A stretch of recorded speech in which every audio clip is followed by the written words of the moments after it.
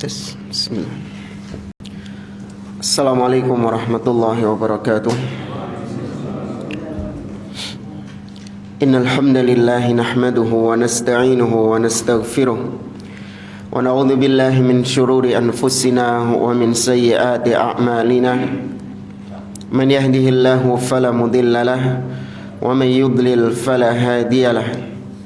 Wa asyhadu an la ilaha illallah wahdahu la syarika lah wa asyhadu anna Muhammadan abduhu wa rasuluh.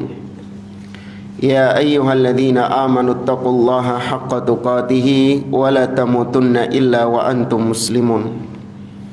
Ya ayyuhan nasu taqu rabbakumul ladzi khalaqakum min nafsin wahidah wa khalaqa minha zawjaha وبث منهما رجالا كثيرا ونساء واتقوا الله الذي تساءلون به والأرحام إن الله كان عليكم رقيبا يا أيها الذين آمنوا اتقوا الله وقولوا قولا سديدا يصلح لكم أعمالكم ويغفر لكم ذنوبكم ومن يطع الله ورسوله فقد فاز فوزا عظيما أما بعد فإن أصدق الحديث كتاب الله وخير الهدي هدي محمد صلى الله عليه وسلم وشر الأمور محدثاتها وكل محدثة بدعة وكل بدعة ضلالة وكل ضلالة في النار.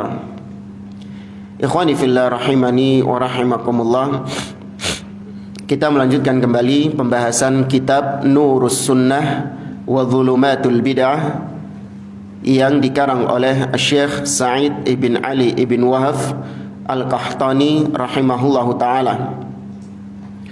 Pada pertemuan yang lalu kita masih membahas bab tentang al-bid'atul muntashiratu al-mu'asirah, yaitu beberapa contoh bid'ah-bid'ah yang tersebar di masa kini. Sudah berlalu, yang pertama adalah bid'atul ihtifal bil maulidin nabawi, yaitu bid'ahnya peringatan Maulid Nabi SAW. Dan kemarin kita masih membahas tentang contoh yang kedua dari bid'ah yang tersebar di masa kini adalah bid'atul ihtifal bi awwali lailati jum'ah min syahri Rajab, yaitu bid'ahnya peringatan malam Jumat pertama di bulan Rajab. Dan sudah kita sampaikan ucapan para ulama-ulama tentang bid'ahnya salat raghaib atau puasa di hari Kamis pertama di bulan Rajab yang banyak dilakukan oleh sebagian kaum muslimin. Bahkan kemarin kita menukil ucapan ulama-ulama dari kalangan Syafi'iyah seperti Al-Imam An-Nawawi rahimahullahu ta'ala, yang dengan sangat keras beliau mengatakan bahwa salat raghaib adalah bid'atun munkaratun qabihatun asyaddal inkar, bahwasanya salat raghaib adalah bid'ah yang jelek, bid'ah yang mungkar dengan kemungkaran yang parah. Kemudian kata beliau, wa akhtim kalamal a'immati bitalkhisin li kalamil imam Abi Syamah fi butlani salati raghaib wa mafasidiha faqad bayyana rahimahullah dzalika 'ala an-nahwil ati. Kata beliau, aku akhiri ucapan tentang bid'ahnya peringatan malam Jumat pertama di bulan Rajab ini dengan meringkas membawakan ucapan Al-Imam Abu Syamah tentang batilnya salat raghaib dan rusaknya salat raghaib.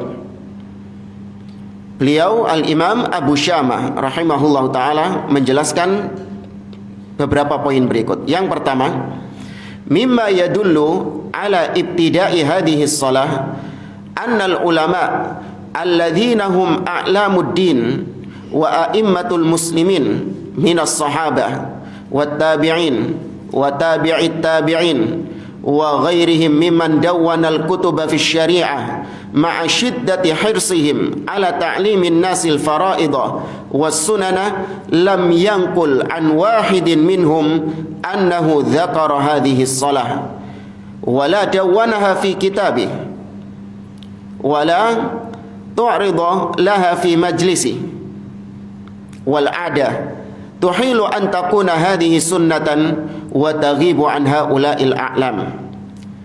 Kata beliau, poin yang pertama, di antara bukti yang membuktikan tentang batilnya atau bid'ahnya salat ini, yaitu salat raghaib, yaitu bahwasanya para ulama yang mereka adalah orang-orang yang berilmu, mereka adalah para imam di antara kaum muslimin, baik dari kalangan sahabat ataupun tabi'in ataupun tabi'ut tabi'in atau ulama-ulama setelahnya, yang mereka menyusun kitab-kitab tentang syariat agama ini, ya kitab-kitab fikih. Mereka menyusun kitab-kitab tersebut, padahal mereka juga termasuk orang-orang yang semangat untuk mengajarkan kepada manusia ilmu-ilmu agama, mengajarkan yang fardu, mengajarkan yang sunnah. Ini para ulama orang-orang yang semangat mengajarkannya. Namun anehnya, tidak satupun di antara para ulama tersebut yang menukil tentang adanya salat raghaib, baik dari ucapan mereka ataupun dalam kitab-kitab mereka. Bahkan tidak disinggung sedikit pun dalam majelis-majelis mereka. Maka menurut kebiasaan mustahil ada sesuatu yang sunnah namun tidak diketahui oleh mereka. Mungkin nggak? Nggak mungkin ada sesuatu yang sunnah berpahala, tapi ternyata para sahabat, tabi'in, tabi'ut tabi'in, dan ulama-ulama setelahnya gak gak tahu tentang sunnah yang satu ini. Itu sangat-sangat mustahil. Maka Anda coba lihat, buka kitab-kitab fikih dari zaman ke zaman, yang di situ ditulis tentang bab masalah salat, baik salat fardu ataupun salat-salat sunnah. Disebutkan di situ salat khusuf, salat gerhana, bagaimana tata caranya. Kemudian salat jenazah bagaimana. Kemudian salat taraweh bagaimana. Salat khauf, ya, dan salat-salat lain. Berbagai macam jenis salat ditulis dalam kitab-kitab fikih tersebut. Tapi anehnya tidak ada satupun ulama yang menulis, membubuhkan dalam salat, dalam kitab-kitab tersebut salat raghaib. Itu tidak ada, kecuali apabila datang dari ahlil bid'ah dari zaman sekarang. Nah, itu baru muncul di situ. Ada namanya salat raghaib. Kemudian yang kedua, di antara batilnya salat raghaib adalah hadhihi shalah mukhalifatun lisyara' min wujuhin thalatha. Salat raghaib ini menyelisihi syariat dari tiga sisi. Al-wajhul awal, sisi yang pertama, mukhalifatun li hadithi Abi Hurairah radhiyallahu anhu anin Nabi sallallahu alaihi wasallam annahu qala, menyelisihi hadis Nabi sallallahu alaihi wasallam yang diriwayatkan dari Abu Hurairah radhiyallahu anhu bahwa Nabi sallallahu alaihi wasallam mengatakan, la takhussu lailatal jum'ah biqiyamin min bainil layali. Kata Nabi, jangan kalian mengkhususkan salat di malam Jumat dari semua malam-malam yang ada. Artinya Nabi melarang mengkhususkan malam Jumat untuk melaksanakan salat tertentu, sedangkan malam-malam yang lain tidak. Wala takhussu yaumal jum'ah bisiyamin min bainil ayyam. Demikian juga jangan kalian, kata Nabi, mengkhususkan hari Jumat dengan berpuasa, sedangkan hari-hari yang lain kalian tidak berpuasa. Illa an yakuna fi saumin yasumuhu ahadukum, kecuali apabila kalian melakukan puasa yang memang kalian punya kebiasaan tatkala melakukan puasa tersebut. Artinya kalau misalnya puasa Daud, ya mau nggak mau hari Jumatnya sendirian, ya kan, Kamisnya nggak puasa, kemudian Jumatnya puasa, Sabtunya nggak puasa. Nah ini beda lagi. Atau puasa-puasa sunnah yang lain, seperti puasa Ayyamul Bid yang bertepatan dengan hari Jumat mungkin, atau puasa 3 hari selama 1 bulan, dan itu dilakukan ketika hari Jumat tanpa mengkhususkan hari Jumat tersebut dengan motivasi-motivasi tertentu, maka tidak mengapa. Adapun selain itu, maka dilarang oleh Nabi SAW mengkhususkan hari Jumat untuk berpuasa atau untuk melakukan salat malam daripada hari-hari yang lain. Fala yajuzu an tukhassal lailatul jum'ah bi salatin zaidah ala sairil layali li hadzal hadits. Nah, ini berbeda dengan salat raghaib. Salat raghaib itu memang dikerjakan ketika malam Jumat, ketika hari Jumat khusus memang. Maka ini menyelisihi hadis Nabi SAW, karena memang sifatnya bid'ah demikian. Namanya bid'ah itu pasti bertentangan dengan sunnah. Ketika bid'ah dikerjakan, pasti ada sunnah yang terangkat, pasti ada sunnah yang ditinggalkan. Ini seperti al-jam'u baina ad-diddain, menjamakkan antara 2 hal yang bertolak belakang itu mustahil. Mengerjakan sunnah sekaligus mengerjakan bid'ah itu mustahil. Pasti kena salah satunya. Ya, pasti kena salah satunya. Al-wajhu tsani, sisi yang kedua, bahwasanya salat raghaib itu menyelisihi syariat. Sisi yang kedua, salatu Rajab wa Sya'ban salata bid'atin qad kudziba fihima ala Rasulillah sallallahu alaihi wasallam. Kata beliau, salat di bulan Rajab, yaitu salat raghaib, dan salat di bulan Sya'ban adalah 2 salat yang bid'ah. 2 salat tersebut itu diada-adakan alias dusta atas nama Nabi sallallahu alaihi wasallam. Biwad'in ma laysa min hadithi, yaitu dengan membuat hadis-hadis palsu yang bukan dari Nabi SAW. Wa kudziba 'ala Allah bitakdiri alaihi fi jazail a'mal, dan juga berdusta atas nama Allah Subhanahu wa taala dengan menentukan sendiri pahala yang didapatkan dari amalan-amalan tersebut. Ya kan, orang yang berbuat bid'ah dia ngarang-ngarang pahala. Barang siapa yang melakukan ini, maka dia akan begini, begini, dan begini. Akan diampuni dosanya sekian. Apa sih kemarin yang sholat raghaib itu? Saya tak simpan kok. Dapat apa sih kemarin? Nah ini.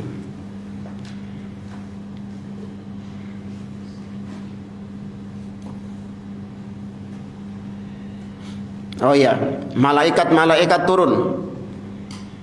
Kemudian Allah bertanya kepada mereka, ya malaikati, saluni ma syi'tum. Makanya disebut raghaib, raghbah, yaitu harapan-harapan dari malaikat. Maka malaikat mengatakan, Rabbana hajatuna ilaika an taghfira li shawwam Rajab. Wahai Rabb kami, hajat kami kepadamu yaitu engkau, agar engkau mengampuni orang-orang yang melakukan puasa Rajab. Fayaqulullahu tabaraka wa ta'ala, maka Allah mengatakan, qad fa'altu dzalik, aku sudah mengerjakan itu. Nah, ini dusta atas nama siapa? Allah, bukan cuma Nabi, Allah Subhanahu wa ta'ala, dengan menentukan sendiri kadar pahalanya. Malam yunazzil bihi sultanah, padahal Allah tidak pernah memberikan keterangan tentang hal tersebut. Faminal ghirah lillahi wa li rasulihi sallallahu alaihi wasallam ta'tilu ma kudziba fihi 'ala Allah wa rasulihi sallallahu alaihi wasallam. Maka di antara bentuk ya ghirah, ya kecemburuan kita kalau ada orang yang berdusta atas nama Allah, berdusta atas nama Nabi sallallahu alaihi wasallam. Ahlu sunnah itu enggak diam saja. Ahlu sunnah itu enggak fine-fine saja, enggak. Tapi di antara bentuk kecemburuan akan adanya orang yang mendustakan Allah dan Rasulnya, yaitu dengan mendustakan ucapan tersebut. Ya, dijelaskan kepada umat bahwa ucapanmu ini adalah dusta atas nama Allah dan Rasulnya. Jangan mengatakan, oh sudah biarkan Ustaz, kan motivasinya baik, supaya orang-orang ini semangat untuk melakukan amal-amal soleh, makanya diberi motivasi. Itu dulu alasannya orang-orang yang meletakkan hadits-hadits palsu, alasannya begitu. Niat mereka membuat hadits-hadits palsu itu adalah untuk memotivasi agar orang-orang yang ahli maksiat berhenti maksiat, agar orang-orang yang malas beribadah jadi semangat beribadah karena ngelihat keutamaannya yang luar biasa, yang besar. Maka niatnya baik, sudah jangan dibongkar malahan nanti akhirnya orang-orang malas. Enggak, kebalik. Nanti akan dijelaskan sama beliau, justru perbuatanmu ngarang-ngarang hadis seperti itu semakin membuat mereka menjauh dari agama, semakin membuat mereka malas beribadah. Ya, maka diantara bentuk kecemburuan adalah menolak segala sesuatu yang didasari dusta atas nama Allah dan Rasulnya. Wahajruhu wastikbahuhu, dan wajib untuk memboikotnya, dan wajib untuk membuatnya jelek di tengah masyarakat. Dan ini yang kita lakukan.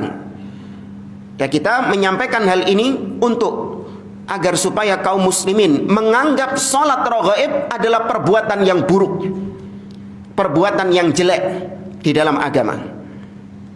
Ya, memang itu yang sedang kita sampaikan kepada kaum muslimin. Salat raghaib adalah perbuatan yang jelek, perbuatan yang buruk, asyaddal inkar, kata Imam An-Nawawi, dengan keburukan yang parah. Wa tanfirun nas anhu, dan supaya manusia kabur dari salat raghaib ini, belenek sama salat raghaib ini, benci sama salat raghaib ini. Ini yang kita sampaikan. Mungkin ada orang-orang awam biasa baper kan, menilai sesuatu dengan agama. Sholat kok dibenci dulu. Mestinya yang dibenci itu apa? Maksiat, zina, minum khamr, ya kan? Itu baru dibenci. Ini orang sholat kok dibenci, beda. Itu maksiat, yang ini apa? Bid'ah di dalam agama. Wal bid'ah asyaddu minal maksiyah. Sedangkan bid'ah itu lebih jelek, lebih buruk daripada kemaksiatan. Fa innahu yalzam minal muwafaqati ala dzalika mafasidah hiya al mafsadah al ula. Karena kebid'ahan tersebut atau salat raghaib tadi, dusta atas nama Allah dan Rasulnya, kalau dibiarkan itu akan menimbulkan kerusakan-kerusakan, ya, akan menimbulkan keburukan-keburukan berikutnya.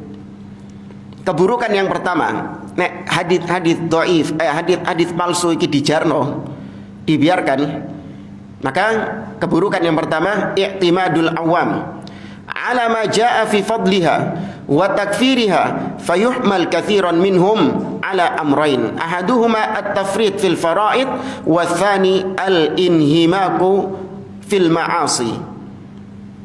Kalau dibiarkan, maka orang-orang awam mereka akan bersandar pada keutamaan salat raghaib dan akan bersandar pada fadilah, ya, fadilah salat raghaib tadi, atau puasa di bulan Rajab tadi, yaitu apa? Minimal tadi malaikat mendoakan supaya diampuni semua dosa-dosanya yang lalu ataupun yang akan datang, bla bla bla dan seterusnya. Yang ini membuat mereka akhirnya bermudah-mudahan meninggalkan yang fardu. Ya, karena ngelihat kadang gitu, bid'ah ini memiliki keutamaan yang lebay, yang fardu saja nggak punya keutamaan seperti itu. Apa ya, Anda pernah tahu itu? Lebay, nggak masuk akal pokoknya keutamaannya itu. Anda pernah baca kok itu? Ya itu tadi dari WA berantai itu. Maka akan mendapatkan ini. Saya lihat, luar biasa ini. Pahalanya luar biasa ini. Padahal yang fardu saja nggak kayak gitu. Maka orang awam ketika mendengar ada sebuah amalan yang keutamaannya seperti ini, mendapatkan ini, dan ini, mereka akan meremehkan yang fardu dan justru berpegang dengan Bukan sunnah, bid'ah. Berpegang dengan yang bid'ah karena keutamaannya lebih besar. Ya, itu wajar, pola pikirnya orang awam memang seperti itu. Jangankan berpegang dengan yang bid'ah, meninggalkan yang wajib. Berpegang dengan sunnah, meninggalkan yang wajib, itu perkara yang keliru, perkara yang salah. Kata para ulama, man ishtaghala 'anil fardi, man ishtaghala bin nafli atau bil fardi 'anil nafli fahuwa ma'dzur. Barang siapa yang sibuk mengerjakan yang wajib sampai yang sunnah-sunnah ini keteteran, artinya kelewatan, fahuwa ma'dzur, maka dia dapat uzur. Wa man ishtaghala bin nafli 'anil fardi fahuwa maghrur. Tapi barang siapa yang sibuk dengan yang sunnah, nih lihat yang sunnah ini, sehingga yang wajib-wajib keteteran, fahuwa maghrur, maka dia tertipu. Keliru dia. Sibuk sholat malam, subuhnya bablas. Iya. Maka itu yang sunnah. Lah bagaimana lagi kalau itu adalah bid'ah di dalam agama? Kemudian kerusakan berikutnya, kalau dibiarkan hadis palsu ini, saya ingat hadis palsu ini jangan diamalkan. Man marra bil maqabir wa qara'a qul huwallahu ahad u'tiya minal ajri bi adadil amwat. Tahu apa itu? Barang siapa yang lewat kuburan kemudian dia membaca qul huwallahu ahad, maka dia akan mendapatkan pahala sesuai dengan jumlah jenazah yang ada di kuburan itu. Simple, qul huwallahu ahad. Dihitung piro jenazah ini? Wah, ke. Ya, apalagi lewat ke putih sana, wah ke jenazah. Hah? Iya. Amalannya ringkas, qul huwallahu ahad, mendapatkan pahala sebanyak jumlah mayit yang ada di pekuburan tersebut. Nah itu biasanya bid'ah itu gitu, lebay-lebay. Apa lebay? Berlebihan. Iya. Yang padahal yang sunnah saja atau yang wajib saja enggak segitunya. Ya, yang sunnah, Nabi SAW mengatakan qul huwallahu ahad ta'dilu thulutsal Qur'an. Qul huwallahu ahad itu setara dengan sepertiga Al-Qur'an. Nah, ini enggak diberikan pahala sebanyak mayit yang ada di pekuburan tersebut. Tapi yang kedua, kalau dibiarkan orang bersandar dengan hadits-hadits palsu, keutamaan hadits palsu yang lebay tadi, yang berlebihan tadi, maka mereka akan bermudah-mudahan jatuh dalam maksiat. Wa yantadiruna maji'a hadhil lailah. Mereka bermudah-mudahan jatuh dalam maksiat, melakukan maksiat. Pikirannya apa? Gampang, nanti sholat raghaib entek semua dosanya. Ya.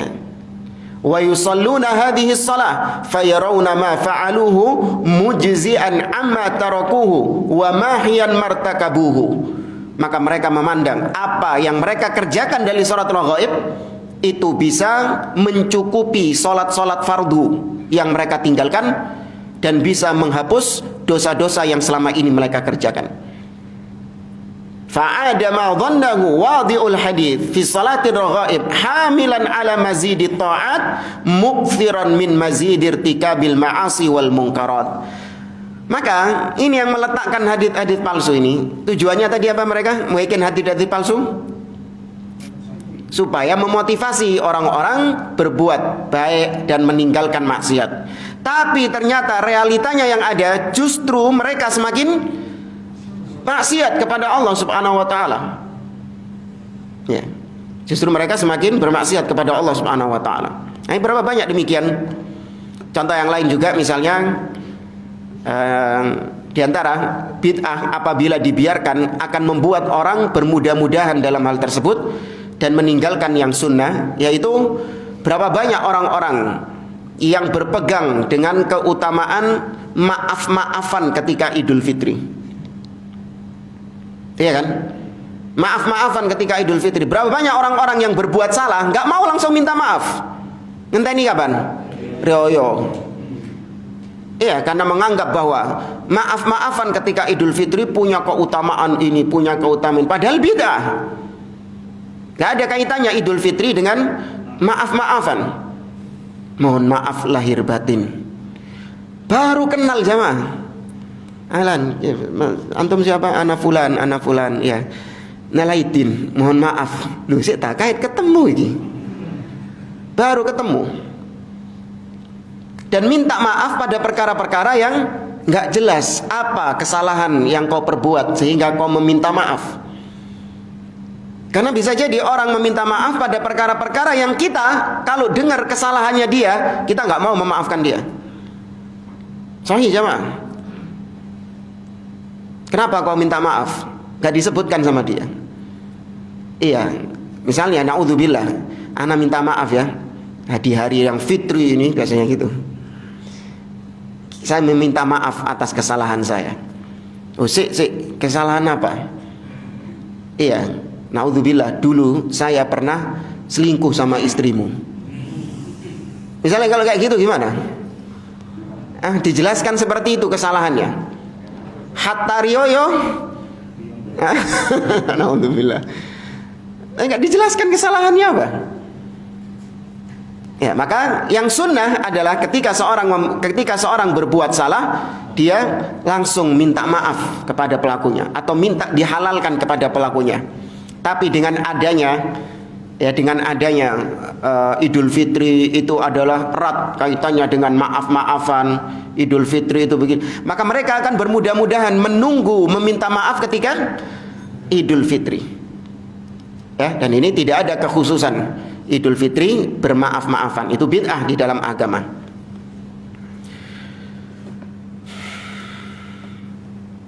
Kemudian kerusakan yang kedua, apabila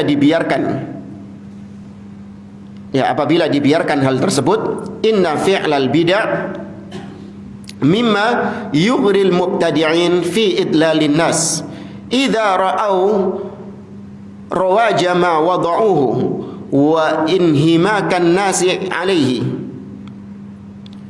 Perbuatan bid'ah apabila dikerjakan oleh seseorang itu membuat ahli bid'ah semakin termotivasi untuk membuat bid'ah-bid'ah yang lain. Ya, menstimulus dia untuk membuat bid'ah-bid'ah yang lain.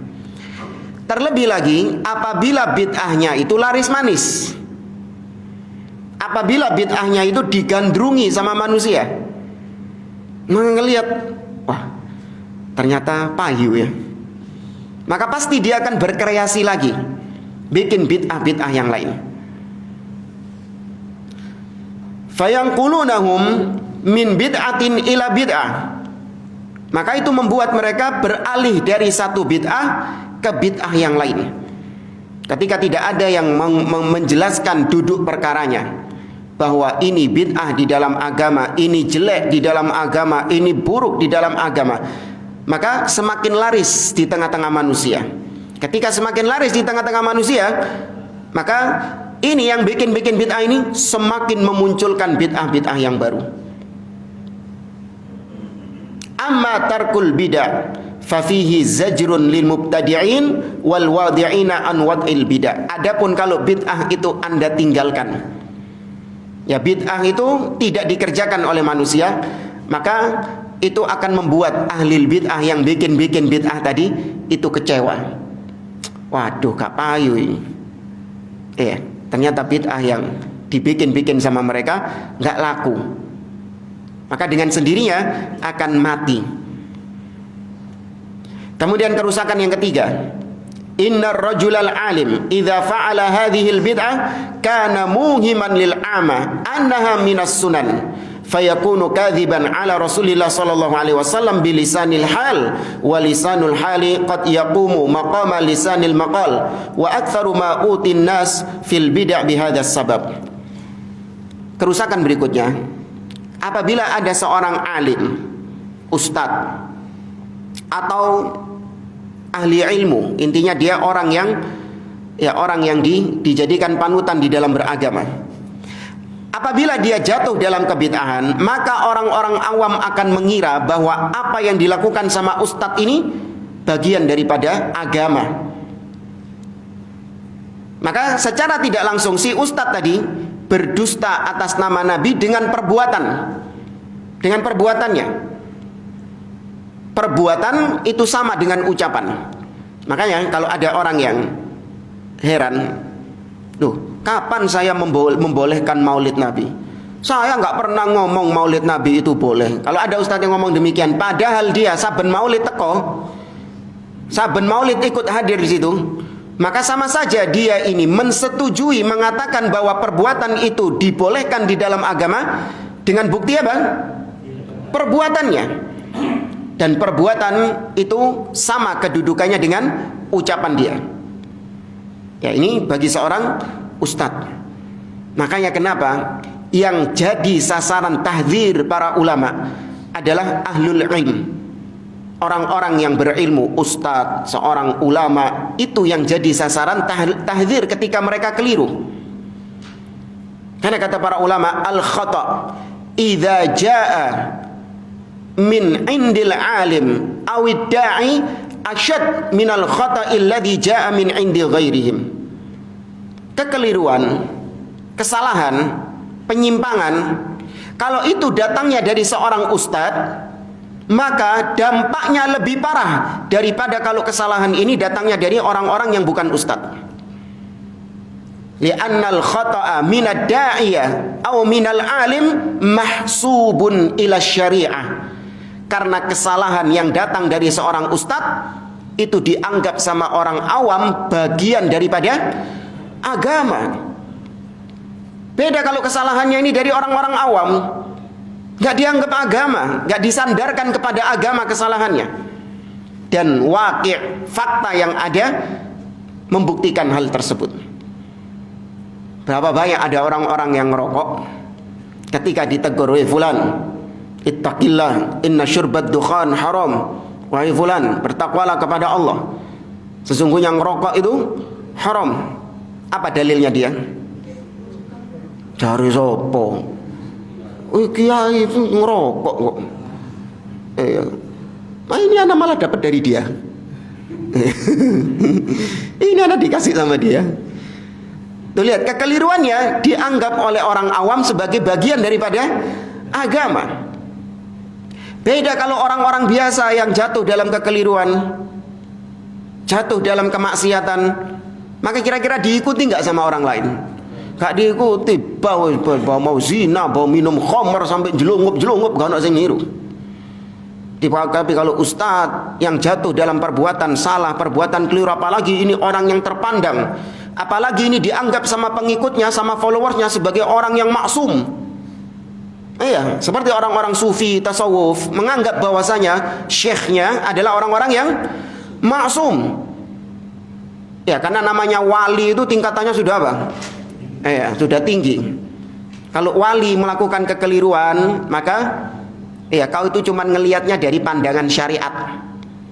Ya, cuman dari pandangan syariat. Sedangkan yang kau nilai ini adalah sudah makrepat. Ya, maka nggak nyambung kata dia. Nah, ini akan menyebabkan orang-orang awam mengikuti kekeliruannya. Dan kebanyakan manusia jatuh dalam bid'ah itu dari pintu ini. Ya, kebanyakan manusia itu jatuh dalam bid'ah dari pintu ini, yaitu mengikuti orang alim yang dianggap ustadz, diikuti tanpa pernah tahu.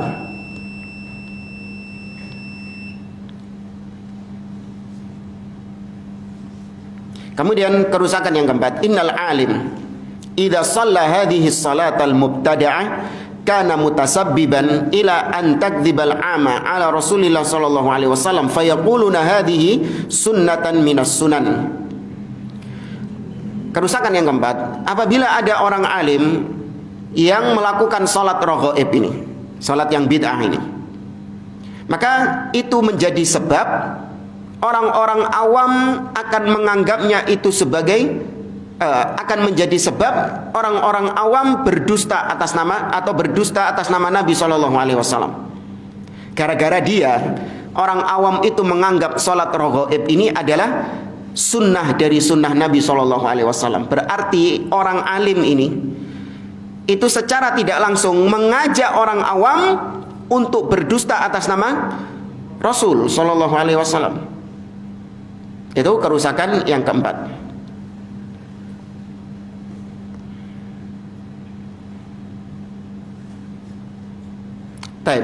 Kemudian tadi kita sebutkan bahwa sholat raghaib ini menyelisihi syariat dari 3 sisi. Nah, sudah berlalu 2 sisi, sekarang sisi yang ketiga. Inna hadhihi salata al-bid'ayyah mushtamilatun ala mukhalafatu sunan syara' fi salati li umurin. Sesungguhnya salat yang bid'ah ini, yaitu salat raghaib, di dalamnya terkandung berbagai macam pelanggaran-pelanggaran di dalam syariat salat. Seperti misalnya al-amrul awal mukhalafatun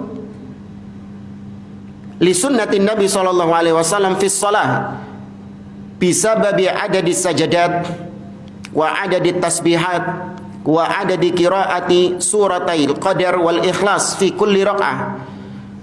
Menyelisihi salat dalam masalah jumlah sujudnya. Ya, jumlah sujudnya banyak, kemarin kita sebutkan.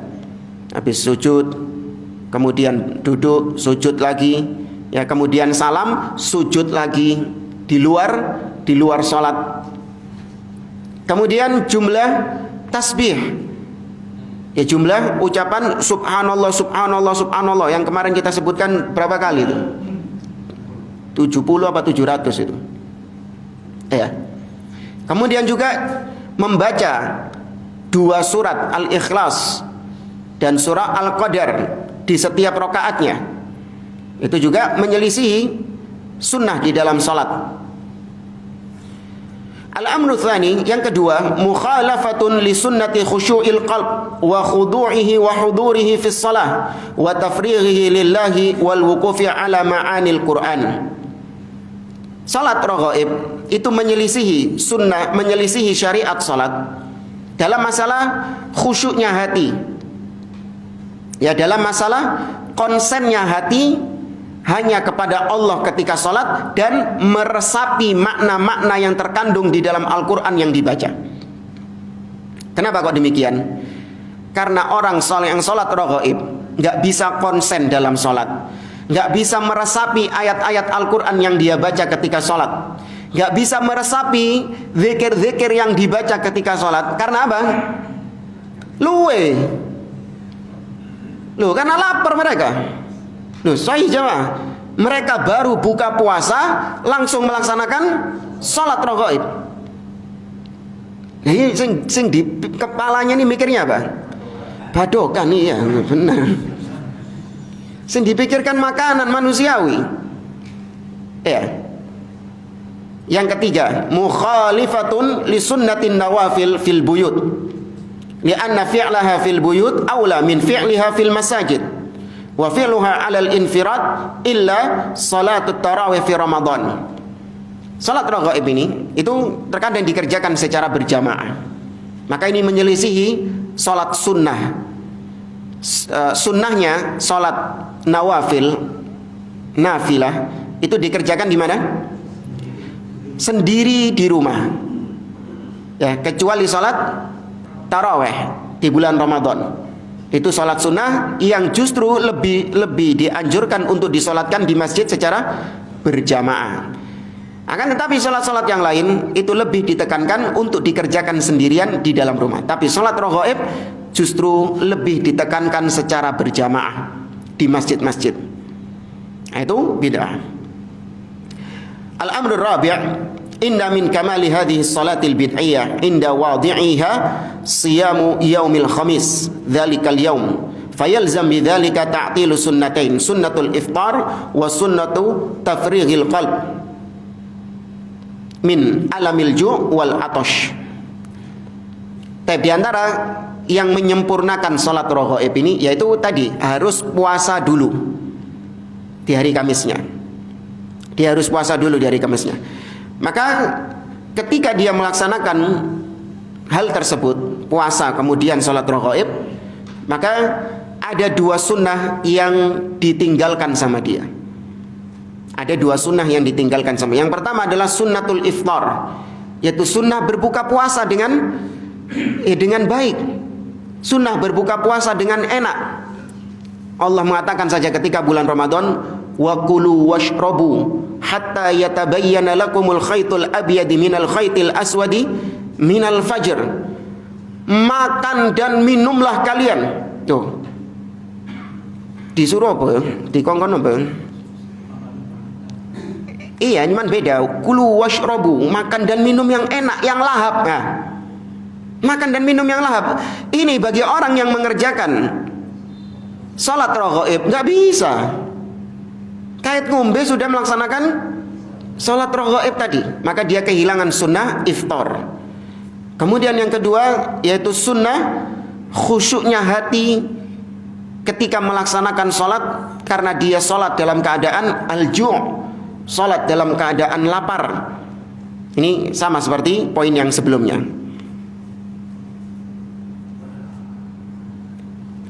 Kemudian al-amrul khamis, yang kelima, inna sajdatai hadhihi shalah ba'dal faragh minha sajdatani la sababa lahuma. Ada dua sujud yang dilakukan oleh orang yang melaksanakan salat raghaib di luar salat. Jadi setelah salam mereka kemudian sujud. Nah, sujud-sujud yang mereka lakukan di luar salat itu sujud yang bid'ah juga. Kenapa? Sujud tanpa sebab. Ya, sujud tanpa sebab. Bukan dalam rangkaian sholat, bukan pula sujud-sujud yang memang disyariatkan untuk sujud. Seperti bersyukur mungkin kepada Allah Subhanahu wa taala, ya, atau sujud-sujud yang lain, enggak. Tapi sujud-sujud yang dilakukan tanpa ada sebab. Ini juga perkara yang bid'ah di dalam agama. Wa kullu ma taqaddama minal adillah wa aqwalil a'immah wa aujuhil butlan wa aqsamil mafasid yubayyinu lil aqili anna salatar raghaib bid'atun munkaratun qabihatun muhdatsatun fil Islam.